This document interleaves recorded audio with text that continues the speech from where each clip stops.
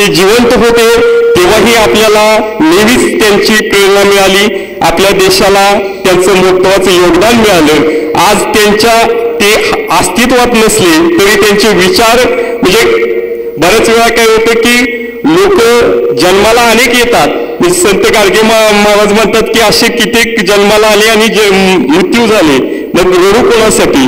तर काशे अनेक जण जन्माला येतात, जन्माला जातात, परंतु ज्या महामानवाचे आजही विचार प्रकर्षाने कोणत्याही आंदोलनात म्हणजे आज आपण बघतो की दिल्लीचं आंदोलन असेल किंवा आपल्या अगदी गोरुज देवडीचं आंदोलन असेल, ज्या मानवाच्या नावाशिवाय किंवा त्यांच्या विचाराशिवाय त्यांची प्रेरणा घेतल्याशिवाय होत नाही, अशा महामानवाला आपण वंदन करतो। आणि पुन्हा एकदा मी या डॉक्टर बाबासाहेब आंबेडकर जयंतीनिमित्त सर्वांचं स्वागत करतो आणि मी माझं प्रास्ताविक थांबवतो। जय भीम। आजच्या आपले महामानव डॉक्टर बाबासाहेब आंबेडकरांच्या 134व्या जयंतीनिमित्त सर्व मांडवेकर ग्रामस्थ या ठिकाणी आपण जमलेलो आहोत, सर्वांचे या ठिकाणी स्वागत।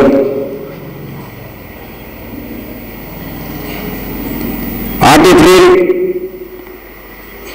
1891 रोजी मध्य प्रदेशच्या आत्ताचं आंबेडकर नगर या ठिकाणी भीमाबाई सपकाळ आणि रामजी सपकाळ या दोन्ही दाम्पत्यांच्या पोटी एक रत्न जन्माला आलं, ज्यांनी भारतासाठी एक कोहिनूर दिला।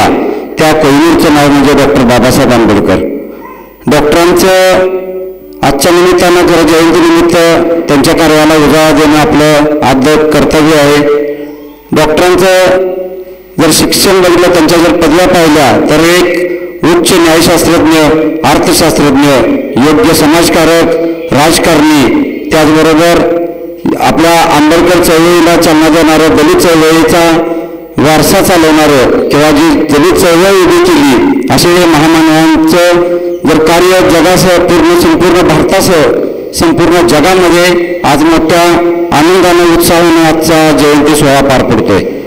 डॉक्टरांनी तत्कालीन त्या काळातील मुंबईचे पहिले त्यावेळेस मुंबई विधानसभा होती, मुंबई विधानसभेचे सदस्य राहिले डॉक्टरांनी, मुंबई विधानसभेचे विरोधी पक्ष नेते राहिले। डॉक्टरांना ज्यावेळेस आपल्याकडे ब्रिटिश भारत होता, ब्रिटिश भारतामध्ये व्हाईसरायच्या काळामधलं पहिले कायदेमंत्री त्यावेळेचे ऊर्जा मंत्री, बांधकाम मंत्री म्हणून त्यांनी ब्रिटिश व्हाईसरॉयच्या काळामध्ये सुद्धा काम पाहिलं आणि स्वतंत्र भारताचे पहिले कायदेमंत्री म्हणून डॉक्टरांनी काम पाहिलं आणि त्यातूनच त्यांच्या अभ्यासातून त्यांनी जे काही लंडन विद्यापीठातून डिग्री घेतली आणि जे काही न्यायव्यवस्थेवर मोठ्या प्रमाणावर अभ्यास केला, स्वतंत्र 18-18, 20-20, 22-22 तास जागून जे घटना लिहिली, त्या घटनेचं आज जर आपण पाहिलं, जे आपण आज समाजामध्ये बोलतोय, वावरतोय, फिरतोय, ह्याची प्रचिती म्हणजे ती घटना आहे. आणि ह्या सर्वांचं श्रेय जर पाहिलं तर महामानव डॉक्टर बाबासाहेब आंबेडकरांना जातं. आणि डॉक्टरांचा वारसा या तरुण पिढीला पुढे जाऊन आपल्याला हा समजला पाहिजे, डॉक्टरांचं कार्य समजलं पाहिजे आणि डॉक्टरांचं कार्य पाहून आपण त्याचं सर्वांनी अवलोकन केलं पाहिजे. हे आपल्याला या जयंतीनिमित्त मला आपल्याला सांगावंसं वाटतं. डॉक्टरांचं म्हणजे सर्व क्षेत्रामध्ये डॉक्टरांच्या विषयी बोलायचं म्हटलं तर 7-7 दिवसाचे सप्ताह पुरे पडतील. अशा महामानवांचं 6 डिसेंबर 1958 रोजी त्यांचं आपल्याला सोडून गेले. 65व्या वर्षी त्यांनी जगाचा निरोप घेतला. पण 65 वर्षामध्ये एक महामानव पूर्ण देशासह जगाला काय दिशा देतो ते आपण सर्वांनी पाहिलेलं आहे. या महामानवाला आजच्या जयंतीनिमित्त आपण सर्वजण आलं, यानिमित्त सर्वांना शुभेच्छा देतो आणि माझे 2 शब्द थांबवतो. धन्यवाद. आपण सर्वजण भारतीय राज्यघटनेचे शिल्पकार, लोकशाहीचे जनक आणि अखंड जगानं या पृथ्वीवरचे ज्या विचारावर चालावं असे एक दीपस्तंभ असणारे व्यक्तिमत्व म्हणजे बाबासाहेब आंबेडकर. आणि आज त्यांच्या जयंतीच्या निमित्तानं आपण सर्व मेंढेकर ग्रामस्थ, सर्व अजून पदाधिकारी, सर्व बिनगाजी निमित्त मंडळाचे सर्व सदस्य, मित्रपरिवार, प्रथम या कार्यक्रमाच्या निमित्तानं आपल्या सर्वांचं मनापासून स्वागत. आणि अनेक व्यक्ती बोलणार आहेत, अनेक व्यक्तीने बोलावं, 5 मिनिटं नव्हा अशा व्यक्तीवर दिवस जरी बोललं तरी त्यांचे विचार मांडायला आपल्याला फार कमी वेळ मिळते असं म्हणावं लागेल. परंतु त्यांचं एक वाक्य होतं, शिका, संघर्ष करा आणि संघटित राहा, तरच तुम्ही तुमच्या जीवनाला एक शिल्पकारासारखं व्यक्तिमत्व तयार करू शकता. तर अशा या महामानवाला मी माझ्याकडून अधिक न बघता मनापासून माझ्या कुटुंबाच्या वतीनं, सर्वांच्या वतीनं, गावच्या वतीनं पूर्णपणे मी त्यांना मी अभिवादन करतो. आणि मला इथे बोलण्याचे शब्द दिल्याबद्दल मी सर्वांचं मनापासून स्वागत करतो. धन्यवाद. ज्यांचा वेग होता, अन्यायाविरुद्ध लढण्याचा ज्यांचा इरादा लेख होता, असा माझा दिनजीचा लेख होता, असा माझा दिनजीचा लेख होता. जय भीम. महामानव, भारतरत्न, तुम्ही समधी भारतरत्न शब्द डावलताय. भारतरत्न डॉक्टर बाबासाहेब आंबेडकर यांच्या जयंतीनिमित्त या ठिकाणी आपण सर्वजण उपस्थित राहिलोय. बाबासाहेबांच्यामुळेच आपण ही इथं बोलू शकतोय. बाबासाहेब नसते तर आपण असं बोलू शकलो नसतो. ते स्वातंत्र्य खऱ्या अर्थाने त्यांनी आपल्याला मिळवून दिलंय. व्यक्ती स्वातंत्र्य असो, अभिरुची स्वातंत्र्य असो, आणि बाबासाहेबांचे कोण म्हणजे तुम्ही आम्ही ओळख करून द्यायची गरज नाही. समजा जगाला माहीत आहे बाबासाहेब कोण होते, काय होते. त्यांनी दिलेल्या घटनेप्रमाणे, त्यांनी दिलेल्या संविधानाप्रमाणे आपल्या अनेक पिढ्या त्याच्यावर जगणार आहेत आणि टिकणार आहेत. या पुढच्या परिस्थितीत त्यांचं संविधान आणि त्यांचे विचार आपण टिकवणं हेच लाख मोलाचं आहे. आणि त्या विचारावर आपण चालणं हे तुम्हाला सर्वांचं कर्तव्य आहे. आणि एवढीच मी या ठिकाणी भावना व्यक्त करतो, ज्यादा काय बोलत नाही. आणि त्यांना मी माझ्या वतीनं, आपल्या ग्रामस्थांच्या सर्वांच्या वतीनं त्यांच्या स्मृतीस विनम्र अभिवादन करतो. जय भीम. डॉक्टर बाबासाहेब आंबेडकर, राजर्षी शाहू महाराज आणि डॉक्टरांचे सद्गुरू ज्यांनी मार्ग, ज्यांची दिशा घेऊन गेले ते महात्मा फुले, अशा सर्व विभूतींना मी अभिवादन करतो. मित्र, आज या ठिकाणी आपण जो डॉक्टर बाबासाहेब आंबेडकर यांच्या जयंतीचा आपण कार्यक्रम आयोजित केलेला आहे, सामाजिक समतेचा जो काही निकष आहे तो निकष महात्मा फुले, डॉक्टर बाबासाहेब आंबेडकर, राजर्षी शाहू महाराज अशा विचारांची पातळी आपण राखणारी सगळी मंडळी या ठिकाणी जमा झालेली आहे. हे मला अतिशय आवर्जून सांगायला आनंद होईल. तरी गुरु कुणाला मानलं? ज्यांनी शिक्षणाची शिदोरी महात्मा फुलेंनी या ठिकाणी सर्वसामान्यातल्या सर्वसामान्य माणसांना दिली, त्या महात्मा फुल्यांना डॉक्टरांनी गुरु मानलेला आहे. त्यांच्या विचाराला दिशा घेतलेली आहे आणि त्या पद्धतीनं आपलं काम सुरू केलेलं आहे. त्याही पुढे जाऊन मला सांगावं लागेल, संघर्ष शिका संघटित व्हा आणि संघर्ष करा आणि शिका आणि संघटित व्हा हा मंत्र दिलेला आहे आपल्याला. मित्र, यांनी जे काम सुरू केलं यांचं सगळ्यात मोठं जर महत्त्वाचं काम जर असेल तर आपली घटना आणि या घटनेचं जे काही पाईक म्हणून या ठिकाणी आपण आज सर्वजण सत्ता आपली व्यक्ती स्वातंत्र्य या ठिकाणी भोगत आहे. नुसतं व्यक्ती स्वातंत्र्य नाही, अभिव्यक्ती स्वातंत्र्य आहे, फिरण्याचं स्वातंत्र्य आहे, बोलण्याचं स्वातंत्र्य आहे. एक मी ML असताना या संदर्भातला एक अभ्यास केलेला होता आणि त्या अभ्यासामध्ये भारताची जी घटना आहे ती भारताची घटना जगातले जेवढे लोकशाही देश आहेत, म्हणजे फ्रान्स असेल, इंग्लंड असेल, त्यानंतर स्पेन असेल, सगळ्या देशांच्या पेक्षा लवचिक घटना, अगदी अमेरिकेपेक्षा अशी घटना आपल्याला भारताला या व्यक्तिमत्वाने या ठिकाणी आपल्याकडे सुपूर्द केलेला आहे. तो दिवस आहे 26 नोव्हेंबर 1949ला आणि आपण 26 जानेवारी 1950 पासून ही घटना अंमलात आणली. इतकी लवचिक घटना आहे. म्हणजे बाकीच्या देशामध्ये जर घटना जर बघितल्या आणि आपल्या घटनेचं स्वातंत्र्य बघितलं तर आपल्या व्यक्तीला जितका सेफ ठेवता येईल, व्यक्तिमत्वाला सेफ ठेवता येईल, म्हणजे सुरक्षित ठेवता येईल असा पाया डॉक्टरांनी या ठिकाणी तो घातलेला आहे. आणि मग त्यामुळं आज कुणीही आलं, कसलंही झालं, संसद आली, काही जरी झालं तर घटनेचा पाया हा मोडला जाईल.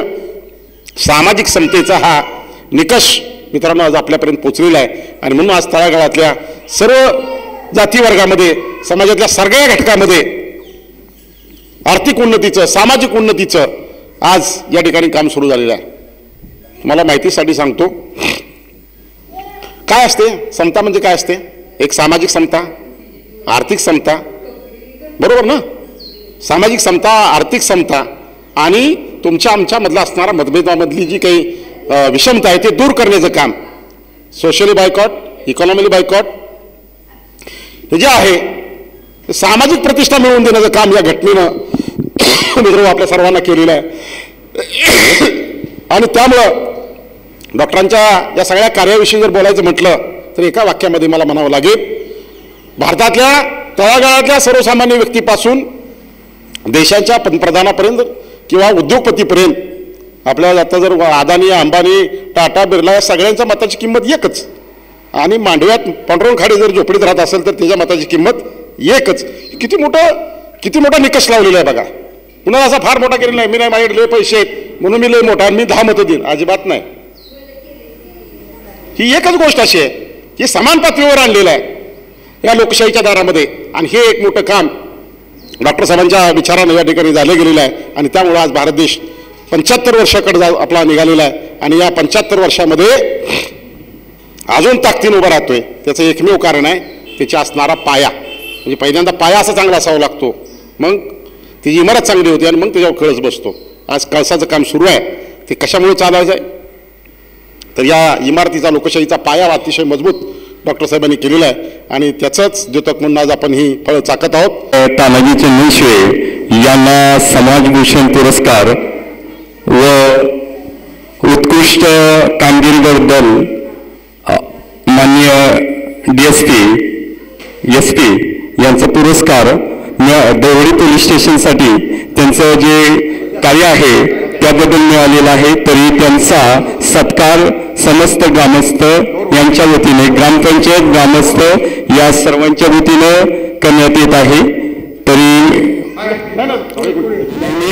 त्यांचं मार्गदर्शन, मुलांना योग्य मार्गदर्शन असतं त्याबद्दल त्यांचे उपस्थित आहेत, त्याबद्दल त्यांचा सत्कार. त्याबरोबर आमचे मार्गदर्शक माननीय हे सिने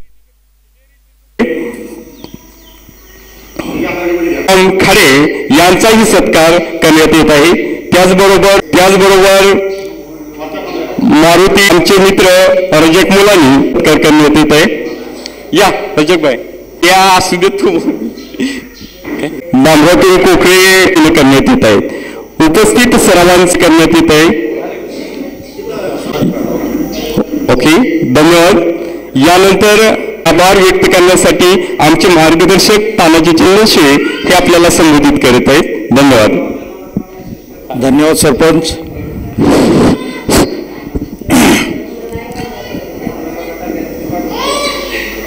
प्लीज इकडे लक्ष द्या. जयंतीनिमित्त आपण मांडवे गावचे ग्रामस्थ, ज्येष्ठ नागरिक, नेते मंडळी आणि बौद्ध समाजातील सर्वच महिला भगिनी, त्याचबरोबर लहान बालकं, आपल्या सर्वांना भीम जयंतीच्या खूप खूप शुभेच्छा देतो. अलीकडच्या काळामध्ये आपण पाहताय महापुरुषांना सुद्धा लोकांनी वाटून घेतलेलं आहे. छत्रपती शिवाजी महाराज असतील तर ते फक्त मराठ्यांचे, डॉक्टर बाबासाहेब आंबेडकर असतील ते फक्त बौद्ध समाजाचे, त्याचबरोबर भगवान बाबा असतील तर ते वंजारी समाजाचे, त्याचबरोबर महात्मा ज्योतिराव फुले असतील तर माळी समाजाचे. जर त्या महापुरुषांनी कोणताही भेदभाव न मनामध्ये बाळगता सर्व समाजासाठी, सर्व धर्मासाठी आणि सर्व जातीसाठी जे काय त्यांचं कर्तृत्व आहे ते आपण विसरून ज्या प्रकारे भावभावांच्या वाटण्या होतात, मला एक गाय तर तुला एक गाय, तुला एक म्हैस तर मला रेडकू, अशा प्रकारे तुम्ही जी वाटप सुरू केलं हे मानवी जीवनाला खूप सारं धोक्याचं आहे. माझ्या वयानुसार आणि माझी ही डबल नोकरी आहे.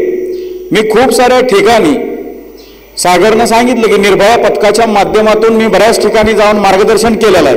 मी काही फार मोठा व्यक्ती नाही, परंतु अलीकडच्या काळामध्ये गुन्हेगारी वाढण्याचं प्रामुख्यानं कारण म्हणजे आपसातल्या काय कुरघोड्या असतात.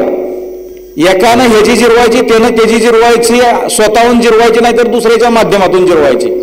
ही कुठं तर बंद झालं पाहिजे आणि आपण माणूस म्हणून जन्म घेतला तर माणसासारखं जगायला शिकलं पाहिजे. प्रत्येक माणसाचं कर्तृत्व हे महानच असतं, परंतु तुम्ही जर चांगलं काम केलं जीवनामध्ये तर तुम्हाला निश्चितपणे चांगलंच फळ मिळणार आहे. मला वाटतंय की गावातील बरीच सारी मंडळी गावाच्या चांगल्या कार्यासाठी रात्रंदिवस धडपडत असतात, पण काय काय लोक असे असतात, 4-2च असतात. गावाची जी रीती परंपरा आहे त्याला कुठंतरी गालबोट लागेल अशा प्रकारचं चुकीचं कर्तव्य, चुकीचं काम करतात आणि त्याच्यावरती एखाद्या वेळेस जर गुन्हा दाखल झाला तर परत मग पाय धरत धरत वरिष्ठापर्यंत पोहोचतात. मला असं वाटतं की आपल्या डोक्यावरती कुणाचाही हस्तक्षेप न करता आपण एक माणूस म्हणून, या समाजातील एक घटक चांगला म्हणून आपण जीवन जगायला शिकलं पाहिजे. मला असं वाटतं की ही तुमची जी दुरी आहे ही फक्त शिक्षणानंच ही संपू शकते. आणि डॉक्टर बाबासाहेब आंबेडकरांनी सांगितलेलं होतं, ते फक्त बौद्ध धर्माला सांगितलेलं नाही. शिक्षण हे वाघिणीचं दूध आहे आणि जो पिल तो गुरगुरल्याशिवाय राहणार नाही.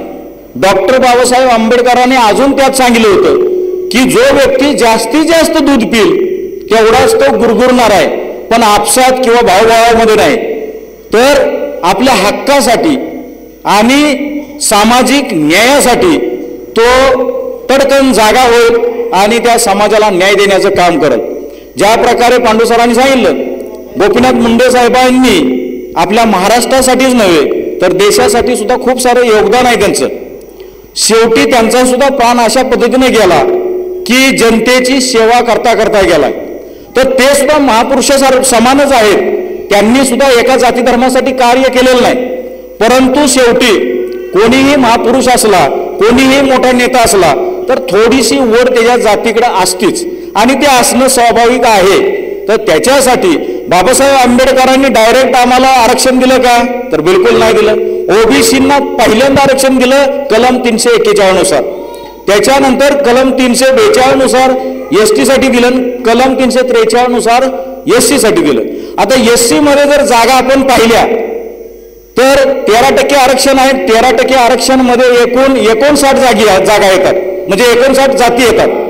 मला सांगा, जर डिवायडेशन जर केलं आपण तर बौद्ध समाजाला 0 पॉईंटवरती ते आरक्षण प्राप्त होतं. परंतु ज्या समाजानं शिक्षणाची कास धरली, शिक्षण हेच महत्वाचं आहे, अशा पद्धतीनं त्या व्यक्तीनं जर अभ्यासक्रम केला, चांगला अभ्यास केला, तर तो व्यक्ती 59 जातीमधून त्या ठिकाणी पोहोचू शकतो. परंतु आपली धडपड योग्य प्रकारे असणं आताच्या काळाची गरज आहे. आता वंजारी समाजाचा जो बॅकलॉग होता 3%चा, तो आता भरून काढलाय. आता इथून पुढे सुद्धा वंजारी समाजाला आरक्षणामध्ये सुद्धा धडपड खूप सारी करावी लागते. आता बऱ्याच ठिकाणी कॉम्पिटिशन वाढलेलं आहे. या स्पर्धेच्या युगामध्ये जर वंजारी समाजाची संख्या जर पाहिली आपण, मी जाणून बुजून बोलतोय बरं का, तुम्ही म्हणताल हे काय, मी थोडंसं विवरण सांगतोय तुम्हाला.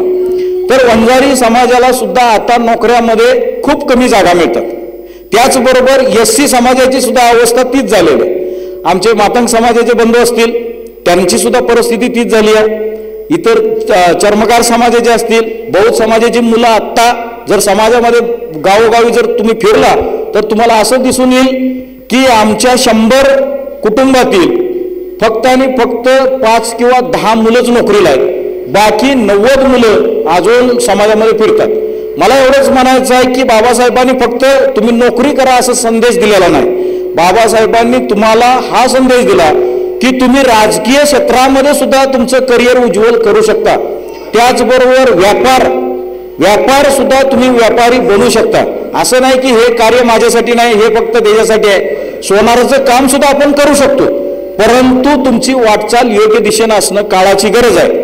त्याचबरोबर पाटील, आपल्याला मी सांगू इच्छितो, आताच्या काळामध्ये पोलीस खात्यामध्ये काम करीत असताना ज्ञानेश्वर माऊलीला माहिती आहे, गुन्हेगार प्रवृत्तीची आता ही लहान मुलं जे आहेत हे निर्माण झालेत, ती कशामुळे झालेत तर सर्वात पहिल्यांदा TV माध्यम, आणि दुसरं आहे मोबाईल माध्यम, आणि तिसरं आहे आईवडिलांचे संस्कार त्याच्यावरती खूप कमी प्रमाणात म्हणजे लक्ष देत नाहीत आईवडील. कशामुळं तर आई ते जेवण बनवत असतानाच ती चॅटिंग करत असते किंवा त्या रील्स बघत असते, आणि वडील TVच्या एका कुठल्या कोपऱ्यात बसून ती रील्स ढकलत असतो. याच्यामुळं आपलं लहान मुलांच्यावरती दुर्लक्ष होते, आणि भविष्यामध्ये ती मुलं चांगले संस्कार सोडून, महापुरुषांचे विचार सोडून, सांप्रदायिक विचार सोडून ती मुलं जास्तीत जास्त चुकीच्या दिशेनं पावलं उचलतात. आणि क्राईम जी आताच्या पिढीनं जी क्राईमची जी स्टेटस निर्माण केलेली आहे, त्यामध्ये बरीच सारी मुलं या TV माध्यमातून किंवा यात बघा बरेच सारी क्राईम डायरी असतात, त्यामध्ये मर्डर कसा करायचा, मारहाण कशी करायची, चोरी कशी करायची, हे लगेच अवगत करतात ती मुलं. परंतु शिक्षकानं एखादा चॅप्टर जर त्याला वर्गामध्ये शिकवलेला असेल तर तो त्याच्या 100 वेळा सांगितलं तरी लक्षामध्ये येत नाही. बरेच सारे शिक्षकांचं हात बांधलेले आहेत. बरेच सारे शिक्षक त्या मुलाला वाईट बोलू बी शकत नाहीत आणि एखादी कानपाडं मारू शकत नाही. आम्ही का घडलो, आम्हाला शेख गुरुजी सारखं गुरुजी भेटलं, माळवे गुरुजी सारखं गुरुजी भेटलं, आमच्या बिंबीला धरून असं उचलत होतं. आता ती परिस्थिती आहे का? मी मराठी शाळेमध्ये गेलो होतो. आता शिक्षक त्या मुलाला कोणत्याही प्रकारचा दुःख होईल, त्रास होईल किंवा मारहाण होईल अशा पद्धतीचं वर्तणूक करत नाही. आणि त्याचे हे दुष्परिणाम आहेत की आताची भरकटलेली पिढी आहे, यांना जास्तीत जास्त चांगले प्रबोधनात्मक कार्यक्रम हे अरेंज केले पाहिजेत गाव स्वरूपात. आणि त्या मुलाला आपली परंपरा काय आहे, आपला समाजातला वाटा काय आहे, आपण काय कर्तृत्व केलं पाहिजे, तर त्या आईवडिलांना सुद्धा ती मुलं त्रास भविष्यामध्ये देणार नाहीत. दुसरी गोष्ट, मी रात्री काय ऑर्केस्ट्राला नव्हतो, त्या ऑर्केस्ट्राच्या ठिकाणी जर गौतमी पाटीलचा जर कार्यक्रम असता तर 2 तालुक्यातून मुलं आली असती, 2 तालुक्यातून माझ्यासारखी म्हातारी माणसं सुद्धा पोचली असती. परंतु तोच एखादा प्रबोधनात्मक कार्यक्रम जर गाव स्वरूपात जर ठेवला असता त्याला 2 माणसं सुद्धा गोळा होत नाहीत. आज ह्या महापुरुषाच्या एवढा महान पुरुष आहे की ह्या माणसाची किंमत आपल्या भारतामध्ये जरी कमी असली तरी जगामध्ये फार मोठी आहे. मला सांगा, चीनमध्ये एवढा मोठा स्टॅच्यू बाबासाहेबांचा 240 फुटांचा त्या ठिकाणी उभारला जात आहे. इंग्लंडमध्ये म्हणा, थायलंडमध्ये म्हणा, म्यानमारमध्ये म्हणा, अमेरिकेमध्ये म्हणा, जपानमध्ये म्हणा, म्हणजे अशा मोठ्या मोठ्या जगातील प्रत्येक देशामध्ये त्या माणसाची एवढी किंमत आहे, म्हणून त्यांना सिम्बॉल ऑफ नॉलेज या नावानं म्हणजे उपाधी दिलेली आहे. तर मला एवढंच म्हणायचं आहे की बाबासाहेबांना फक्त जाती धर्मापुरतं मर्यादित न ठेवता त्यांचे विचार काय आहेत ते प्रत्येकानं विचार अंगीकृत केले पाहिजेत. आणि ज्या वेळेला एखादा मुलगा किंवा एखादा व्यक्ती हे महापुरुषांचे विचार अंगीकृत करेल, मग महापुरुषांमध्ये प्रत्येक महापुरुष, प्रत्येक जाती धर्मातील महापुरुष आणि आमच्या या महामाता यांचं कार्य खूप महान आहे. फक्त तुमचं वाचन जर वाढलं तर मला वाटतंय की तुम्हाला बाबासाहेब कळतील, महात्मा ज्योतिराव फुले कळतील, सावित्री माता कळतील. परंतु वाचन हे आताच्या विद्यार्थ्याच्या डोक्यामध्येच नाही, फक्त मोबाईलमध्ये व्हॉट्सअप चॅटिंग आणि त्याच्यामुळे भरकटलेली पिढी भविष्यामध्ये हे आम्हाला जे स्वातंत्र्य प्राप्त झालंय याचं रक्षण करेल किंवा नाही याची आम्हाला भीती वाटायला आतापासून सुरुवात झाली.